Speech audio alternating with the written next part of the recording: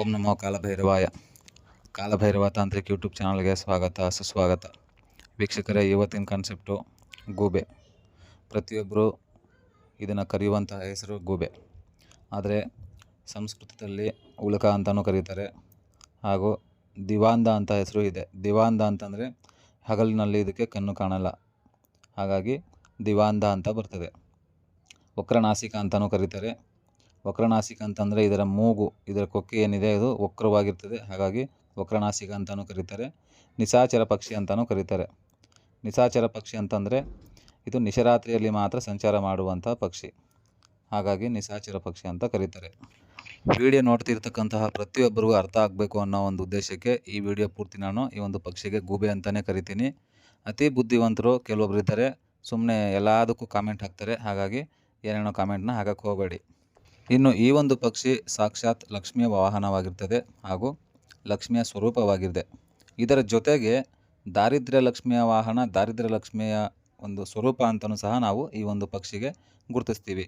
ಹಾಗಾಗಿ ಪುರಾತನ ಕಾಲದಿಂದನೂ ಈಗಿನ ಕಾಲದಲ್ಲೂ ಸಹ ಕೆಲವೊಬ್ಬರು ಈ ಒಂದು ಪಕ್ಷಿ ನಮಗೆ ಎದುರಾಗಲಿ ಅಥವಾ ನಮ್ಮ ಮನೆಯಲ್ಲಿ ಬರಲಿ ಅಥವಾ ನಮ್ಮ ಕಣ್ಣಿಗೆ ಕಾಣಿಸಿದಾಗ ಕೆಲವೊಬ್ಬರು ನಮಗೆ ಶುಭ ಅಂತಲೂ ಕರೀತಾರೆ, ಇನ್ನು ಕೆಲವರು ಅಶುಭ ಅಂತಲೂ ನಂಬ್ತಾರೆ. ಇದು ಅವರವರ ಒಂದು ತಿಳುವಳಿಕೆಗೆ ಬಿಟ್ಟಿರ್ತಕ್ಕಂಥದ್ದು ಹಾಗೂ ಅವರ ಒಂದು ಸಂಪ್ರದಾಯಕ್ಕೆ ಬಿಟ್ಟಿರಲಾಗ್ತದೆ.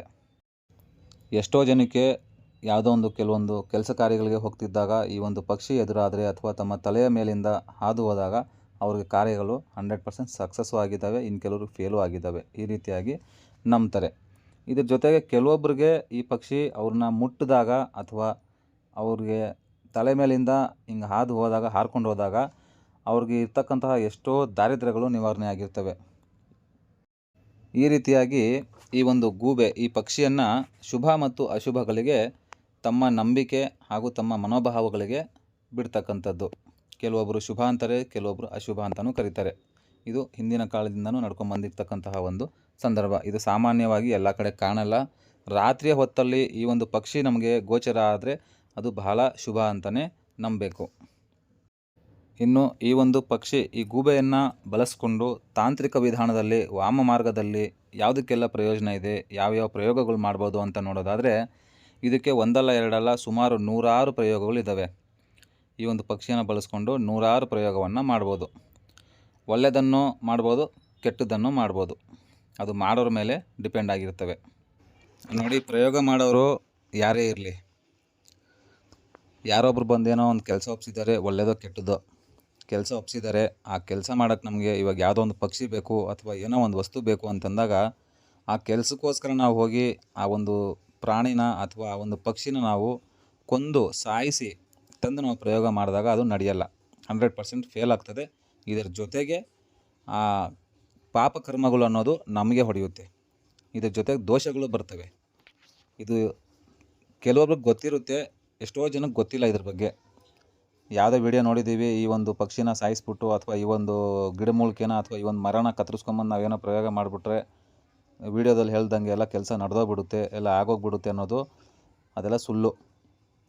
ವಿಡಿಯೋಗಳಲ್ಲಿ, ಯೂಟ್ಯೂಬ್ಗಳಲ್ಲಿ, ಇನ್ಸ್ಟಾಗ್ರಾಮಲ್ಲಿ ಪ್ರತಿಯೊಂದು ಕಡೆ ನೀವು ಏನೇನು ವಿಡಿಯೋಗಳು ನೋಡಿರ್ತೀರೋ ಅದು ಪೂರ್ತಿ ಮಾಹಿತಿ ಇರಲ್ಲ. ಇದೊಂದು ಚೆನ್ನಾಗಿ ಅರ್ಥ ಮಾಡ್ಕೊಳ್ರಿ. ಯಾರೂ ಸಹ ವಿಡಿಯೋಗಳಲ್ಲಿ ಪೂರ್ತಿ ಮಾಹಿತಿ ಕೊಡಲ್ಲ. ಅದರ ಬಗ್ಗೆ ಒಂದಿಷ್ಟು ವಿವರಣೆ ಮಾತ್ರ ನಿಮ್ಗೆ ತಿಳಿಸ್ಕೊಡ್ತಾರೆ ಅಷ್ಟೇ, ಯಾವ ರೀತಿ ಇರ್ತದೆ ಅನ್ನೋದು. ಹಾಗಾಗಿ ಗೊತ್ತಿಲ್ಲದೆ ಇರೋರು ನೀವು ವಿಡಿಯೋಗಳು ನೋಡಿಕೊಂಡು ಪ್ರಾಣಿಗಳನ್ನ, ಪಕ್ಷಿಗಳನ್ನ, ಗಿಡಗಳನ್ನ, ಮರಗಳನ್ನ ಕತ್ತರಿಸೋದು, ಸಾಯಿಸೋದು, ತಂದು ವಿಡಿಯೋಗಳು ನೋಡಿ ಪ್ರಯೋಗ ಮಾಡೋಕ್ಕೆ ಹೋಗಬೇಡಿ. 100% ದೋಷಗಳು ಬರ್ತವೆ. ಜೊತೆಗೆ ಪಾಪಕರ್ಮಗಳು ಅನ್ನೋದು ನಿಮಗೆ ಕಾಡುತ್ತೆ. ಇದರಿಂದ ನೀವು ನಷ್ಟವನ್ನು ಅನುಭವಿಸ್ತೀರ. ಯಾವುದೇ ಕಾರಣಕ್ಕೂ ಏಳಿಗೆ ಆಗಲ್ಲ. ಎಷ್ಟೋ ದೋಷಗಳು ಬರ್ತವೆ. ಇವೆಲ್ಲ ಭಾರಿ ಎಚ್ಚರವಾಗಿರಬೇಕು. ನೋಡಿ, ಇದು ಸಹ ರಸ್ತೆ ಪಕ್ಕದಲ್ಲಿ ಸತ್ತು ಬಿದ್ದಿತ್ತು. ಯಾವುದೇ ಒಂದು ಪಕ್ಷಿ ಸತ್ತು ಬಿದ್ದಾಗ ನಿಮಗೇನೂ ಇದ್ರ ಬಗ್ಗೆ ಗೊತ್ತಿಲ್ಲ ಅಂತಂದರೆ ಅದನ್ನು ಆದಷ್ಟು ಮಣ್ಣು ಮಾಡೋದನ್ನು ಅಭ್ಯಾಸ ಮಾಡಿಕೊಳ್ಳ್ರಿ. ಅಥವಾ ಯಾರಾದರೂ ತಾಂತ್ರಿಕರು, ಮಾಂತ್ರಿಕರು ಇದನ್ನು ಉಪಯೋಗಿಸ್ಕೊಂಡು ಏನಾದರೂ ಒಂದು ಪ್ರಯೋಗವನ್ನು ಮಾಡಬೇಕು ಅಂತ ಎತ್ತಿಟ್ಕೊಳ್ಳೋರು ಯಾವ ರೀತಿ ಇದನ್ನು ನಾವು ಸಂಗ್ರಹ ಮಾಡಬೇಕು, ಇದನ್ನು ಯಾವ ರೀತಿ ನಾವು ಕಾಪಾಡಬೇಕು ಅಂತ ನೋಡಿ. ಸಿಂಪಲ್ ಏನಿಲ್ಲ, ನಿಮಗೆ ಆ ಸಿಕ್ಕಿದ ಜಾಗದಲ್ಲಿ ಎತ್ತಕ್ಕೂ ಮುಂಚೆ ಮೊದಲು ಅದಕ್ಕೆ ನಾವು ಒಂದು ಪೂಜೆಯನ್ನು ಸಲ್ಲಿಸಬೇಕಾಗ್ತದೆ. ವಿಧಿವಿಧಾನ ಇರ್ತವೆ, ಅದೆಲ್ಲ ಮುಂದಿನ ಭಾಗದಲ್ಲಿ ತಿಳಿಸ್ಕೊಡ್ತೀನಿ. ಪೂಜೆಯನ್ನು ಸಲ್ಲಿಸಾದ ಮೇಲೆ ಒಂದು ಕಪ್ಪು ಬಟ್ಟೆಯಲ್ಲಿ ಇದನ್ನು ನಾವು ಎತ್ಕೊಂಡು ಇದರ ಮೇಲೆ ಪೂರ್ತಿ ನಾವು ಅರಿಶಿನವನ್ನು ಹಾಕಬೇಕಾಗ್ತದೆ. ಯಾಕಂತಂದರೆ ಹುಳಗಳು ಅಥವಾ ಇರುವೆಗಳು ಇವೆಲ್ಲ ಬಂದು ಇದಕ್ಕೆ ತಿನ್ನೋದಾಗಲಿ ಅಥವಾ ಕಿತ್ತೋದು ಕೊಳೆಯುವಂತಹ ಸಾಧ್ಯತೆಗಳಿರ್ತವೆ. ಹಾಗಾಗಿ ಈ ಒಂದು ಪಕ್ಷಿನ ನಾವು ಪೂಜೆಯನ್ನು ಮಾಡಿ ಒಂದು ಕಪ್ಪು ಬಟ್ಟೆಯಲ್ಲಿ ಎತ್ತಿಟ್ಕೋಬೇಕು. ಮೊದಲಿಗೆ ಎತ್ತಿಟ್ಕೊಂಡ ನಂತರ ನಾವು ಯಾವೊಂದು ಪಕ್ಷಿಯನ್ನು ಸಂಗ್ರಹ ಮಾಡ್ತೀವೋ, ಯಾವ ಒಂದು ವಸ್ತುವನ್ನು ಸಂಗ್ರಹ ಮಾಡ್ತೀವೋ ಅದಕ್ಕೆ ಸಂಬಂಧಪಟ್ಟಿರ್ತಕ್ಕಂತಹ ದೇವತೆಯ ಒಂದು ಪೂಜೆಯನ್ನು ಮಾಡಿಕೊಂಡು ಮಂತ್ರಗಳನ್ನು ನಾವು ಆಮಂತ್ರಣ ಕೊಟ್ಟು ಎತ್ಕೋಬೇಕಾಗ್ತದೆ. ನಂತರ ಭಾಗದಲ್ಲಿ ಇದಕ್ಕೆ ಪೂರ್ತಿ ಈ ರೀತಿ ಅರಿಶಿಣವನ್ನು ಹಾಕಬೇಕು. ಕೆಡದೇ ಇರೋ ರೀತಿ ಅರಿಶಿಣವನ್ನು ಹಾಕಿ ನಾವು ಇದನ್ನು ಸಂಗ್ರಹ ಮಾಡಿ ಇಟ್ಕೋಬೇಕು, ನೀರು ಬೀಳದೇ ಇರೋ ಹಾಗೆ. ಇದು ಒಂದು ವಿಧಾನ. ಈ ಒಂದು ಪಕ್ಷಿಯನ್ನು ಬಳಸ್ಕೊಂಡು ವಾಮ ಮಾರ್ಗದಲ್ಲಿ ನೋಡಿ, ಇದರ ಉಗುರು, ಇದರ ಪುಕ್ಕ, ಇದರ ದೇಹ ಹಾಗೂ ಇದರ ಒಳಗಿರ್ತಕ್ಕಂತಹ ಅಂಶ ಏನಿದೆ, ಲಿವರು, ಜಠರ, ಪೈಪು, ಗುಂಡಿಕಾಯಿ ಅವು ಇವು ಅಂತಂತೀವಲ್ಲ ನಾವು, ಒಳಗಡೆ ಇರ್ತಕ್ಕಂಥದ್ದು, ಅದನ್ನು ಸಹ ಬಳಸ್ಕೋಬೋದು. ಇದರ ಕಣ್ಣು, ಇದರ ತಲೆ, ಇದರ ಮೂಗು, ಕೊಕ್ಕು, ಅದನ್ನು ಸಹ ನಾವು ವಾಮ ಮಾರ್ಗದಲ್ಲಿ ಬಳಸ್ಕೋಬೋದು. ಇದು ಅತಿ ಹೆಚ್ಚಾಗಿ 80 ಭಾಗ ಕೆಟ್ಟ ಪ್ರಯೋಗಕ್ಕೆ ಬಳಸ್ತಾರೆ, 20 ಭಾಗ ಮಾತ್ರ ಒಳ್ಳೆಯ ಪ್ರಯೋಗಕ್ಕೆ ಬಳಸ್ತಾರೆ. ಒಳ್ಳೆಯ ಪ್ರಯೋಗ ಯಾವುದೆಲ್ಲ ಅಂತಂದರೆ ನೋಡಿ, ಇದರ ಕಾಲಿನ ಉಗುರು ಏನಿದೆ, ಈ ಉಗುರನ್ನು ಬಳಸ್ಕೊಂಡು ವಶೀಕರಣ ಪ್ರಯೋಗವನ್ನು ಮಾಡ್ಬೋದು. ಗಂಡ ಹೆಂಡತಿ ವಶೀಕರಣ, ಅತ್ತೆ ಮಾವ ಅಥವಾ ಅತ್ತೆ ಸೊಸೆ, ಅಣ್ಣ ತಮ್ಮ, ಈ ರೀತಿ ವಶೀಕರಣಕ್ಕೆ ಸಂಬಂಧಪಟ್ಟಂತಹ ಒಂದು ಕಾರ್ಯವನ್ನು ನಾವು ಇದರ ಉಗುರನ್ನು ಬಳಸ್ಕೊಂಡು ಪ್ರಯೋಗವನ್ನು ಮಾಡ್ಬೋದು. ವಿಧಿವಿಧಾನ ಇರ್ತದೆ. ಇದರ ಜೊತೆಗೆ ಲಕ್ಷ್ಮಿಯ ಪ್ರಾಪ್ತಿಗಾಗಿ ನಾವು ಈ ಒಂದು ಪಕ್ಷಿಯನ್ನು ಉಪಯೋಗಿಸ್ಕೊಂಡು ಪ್ರಯೋಗವನ್ನು ಮಾಡ್ಬೋದು. ನಮಗೆ ಹಣ ನಿಲ್ತಾ ಇಲ್ಲ, ಎಷ್ಟೇ ದುಡಿದ್ರೂ ಕೈಯಲ್ಲಿ ದುಡ್ಡು ನಿಲ್ತಾ ಇಲ್ಲ, ನಮಗೆ ಸಾಲಬಾಧೆ ಜಾಸ್ತಿ ಇದೆ, ಈ ಥರ ಏನೇನೋ ವ್ಯಾಪಾರದಲ್ಲಿ ಲಾಸ್ ಆಗ್ತಿದೆ, ಈ ಥರ ಏನೇನು ಸಮಸ್ಯೆಗಳಿದೆಯೋ ಇವೆಲ್ಲ ಸಮಸ್ಯೆಗಳಿಗೆ ಲಕ್ಷ್ಮೀ ಪ್ರಾಪ್ತಿಗಾಗಿ ನಾವು ಈ ಒಂದು ಪಕ್ಷಿಯನ್ನು ಬಳಸ್ಕೊಂಡು ಪ್ರಯೋಗವನ್ನು ಮಾಡ್ಬೋದು. ಈ ರೀತಿ ಒಳ್ಳೆ ಕೆಲಸ ಕಾರ್ಯಗಳನ್ನು ಮಾಡ್ಬೋದು. ಇನ್ನು ಕೆಡುಕು ಪ್ರಯೋಗವನ್ನು ಯಾವ ರೀತಿ ಮಾಡ್ತಾರೆ ಅಂತ ನೋಡೋದಾದರೆ ನೋಡಿ, ಈ ಒಂದು ಪಕ್ಷಿಯ ಪುಕ್ಕ ಏನಿದೆ, ರೆಕ್ಕೆಗಳು, ಈ ಪುಕ್ಕ, ಇದನ್ನು ಬಳಸ್ಕೊಂಡು ಶತ್ರುನಾಶ, ಶತ್ರು ಉಚ್ಚಾಟನೆ, ವಿದ್ವೇಷಣೆ ಹಾಗೂ ಶತ್ರುಗಳನ್ನು ಕಟ್ಟಾಕೋದು. ಈ ಕೆಲವೊಬ್ಬರೆಲ್ಲ ವ್ಯಾಪಾರ ಕಟ್ಟಾಕೋದು, ಶತ್ರುಗಳು ಕೆಲಸ ಕಾರ್ಯ ನಡೆಯದಿರ ಕಟ್ಟಾಕೋದು, ಅವ್ರಿಗೆ ತೊಂದರೆಗಳು ಕೊಡೋದು, ಇಂಥವೆಲ್ಲ ನಡೀತಾ ಇರ್ತವೆ. ಈ ರೀತಿ ಷಟ್ಕರ್ಮಗಳಲ್ಲಿ ಬರುವಂತಹ ಎಲ್ಲ ಪ್ರಯೋಗಗಳಿಗೂ ಸಹ ಈ ಒಂದು ಪಕ್ಷಿಯ ದೇಹವನ್ನು ಬಳಸ್ಕೊಂಡು ಕೆಡುಕನ್ನು ಮಾಡ್ತಾರೆ. ಇದರ ಪಿಕ್ಕೆ ಅಂತಂದರೆ ಕಸ, ಇದರ ಕಸದಿಂದ ಸಹ ವಶೀಕರಣವನ್ನು ಮಾಡ್ಬೋದು. ಅದು ಯಾವ ರೀತಿ ಅಂತಂದರೆ, ಇದರ ಪಿಕ್ಕೆಯ ಜೊತೆ ಇನ್ನು ಕೆಲವೊಂದು ವಸ್ತುಗಳನ್ನು ಬೆರೆಸಬೇಕಾಗ್ತದೆ. ಬೆರೆಸಿ ಇದರಲ್ಲಿ 2 ವಿಧಾನದಲ್ಲಿ ಮಾಡ್ಬೋದು.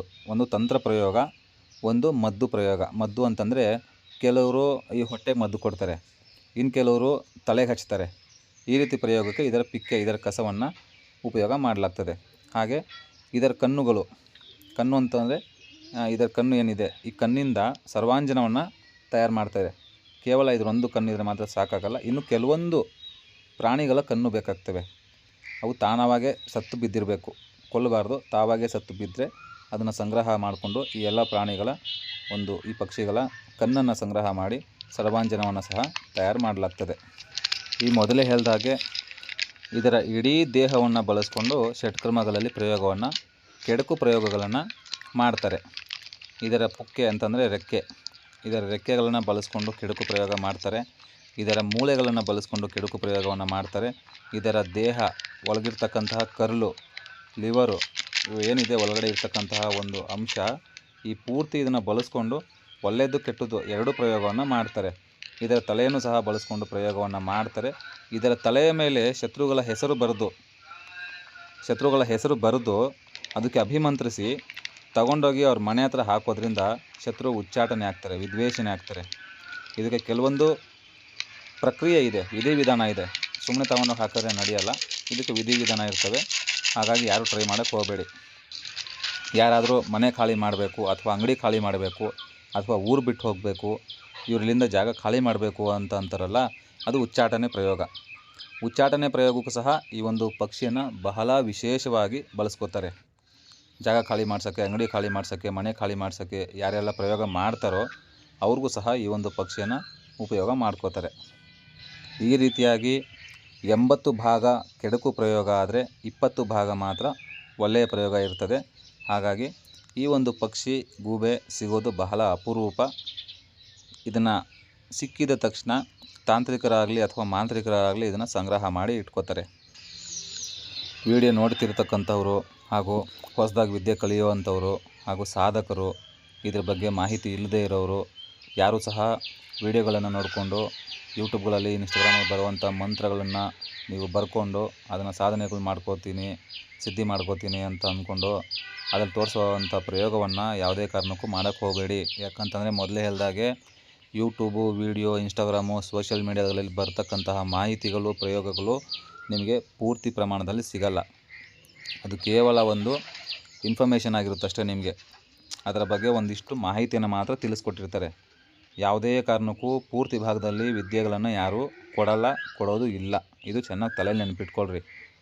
ವಿಡಿಯೋದಲ್ಲಿ ಯಾವುದನ್ನು ನೋಡಿದ್ದೆ ಆ ವಿಡಿಯೋ ನೋಡ್ಕೊಂಡು ನಾನು ಮಾಡ್ತೀನಿ ಪ್ರಯೋಗ, ಮುಂದುವರಿತೀನಿ ಅಂತ ನೀವು ಹೋದರೆ 100% ನಿಮಗೆ ಅದು ರಿಟರ್ನ್ ಹೊಡೆಯೋ ಚಾನ್ಸಸ್ ಇರ್ತವೆ. ಹಾಗಾಗಿ ಯಾವುದೇ ಕಾರಣಕ್ಕೂ ನನ್ನ ವಿಡಿಯೋ ಅಲ್ಲ, ಯಾರ ವಿಡಿಯೋ ನೋಡಿದ್ರು ಸಹ ನೀವು ಪ್ರಯೋಗವನ್ನು ಮಾಡೋಕ್ಕೆ ಹೋಗಬೇಡಿ. ಇದೊಂದು ಎಚ್ಚೆತ್ಕೊಳ್ಳಿ. ಇದು ಭಾರಿ ತಲೆಯಲ್ಲಿ ಇಟ್ಕೊಳ್ರಿ. ಯಾಕಂತಂದರೆ ವಾಮ ಮಾರ್ಗ ಅನ್ನೋದು ನಾವು ಆಟ ಆಡುವಷ್ಟು ಸುಲಭ ಅಲ್ಲ. ಹಾಗಾಗಿ ಗುರುಗಳ ಮಾರ್ಗದರ್ಶನ ಇಲ್ಲದೆ ಯಾವುದೇ ಕಾರಣಕ್ಕೂ ತಂತ್ರವಿದ್ಯೆ, ಮಂತ್ರವಿದ್ಯೆಗಳನ್ನು ಮಾಡೋಕ್ಕೆ ಹೋಗಬೇಡಿ. ಆ ಥರ ಮಾಡಿದ್ರೆ ಅದರ ಪರಿಣಾಮವನ್ನು ಎದುರಿಸಬೇಕಾಗ್ತದೆ. ಇದಿಷ್ಟು ಇವತ್ತಿನ ಮಾಹಿತಿಯಾಗಿತ್ತು. ಮುಂದಿನ ವಿಡಿಯೋದಲ್ಲಿ ಮತ್ತಷ್ಟು ಮಾಹಿತಿಯೊಂದಿಗೆ ಸಿಗ್ತೀನಿ. ಅಲ್ಲಿವರೆಗೂ ಎಲ್ರಿಗೂ ನಮಸ್ಕಾರ. ಎಲ್ರಿಗೂ ಕಾಲಭೈರವ ಸ್ವಾಮಿ ಒಳ್ಳೇದು ಮಾಡಲಿ. ಓಂ ನಮೋ ಕಾಲಭೈರವಾಯ. ಹರ ಹರ ಮಹಾದೇವ.